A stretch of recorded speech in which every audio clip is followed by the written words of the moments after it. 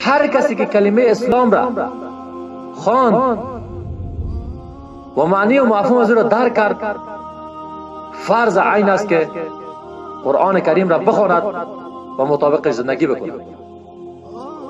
ما بسیاری ها این قرآن را مختص برای قاری های قرآن کردیم. فکر میکنند که این قرآن خواندنش تنها به قاری هاست. نه، قرآن کریم برای تمام مسلمان ها هست.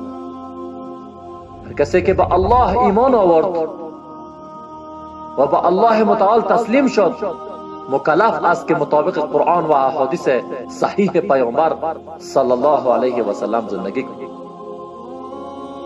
این روش زندگی هم انسان را در دنیا موفق سربلند می سازد، هم در آخرت.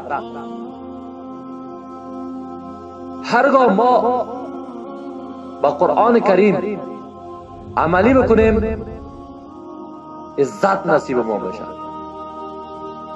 هرگاه که با قانون غیر الله تطبیق و عملی بکنیم، بی عزتی نصیب ما میشه. قرآن کریم قانون الله متعال است، نه قرآن مرده ها که زمان وفات کردیم بالای سر ما قرآن خوانده شوی نیست. نباید تو شود. باید زمان حیات هستیم مطابق قرآن زندگی بکنیم، نه این که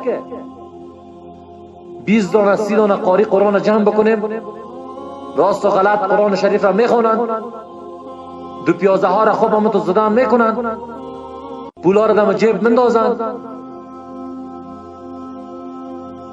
باز نامشان ختم قرآن کریم. آیا این قرآن ختم است؟ آیا این قرآن برای مرده است؟ نه. این قرآن قانون الله متعال بند اندرز است که در زندگی ما باید عمل شود.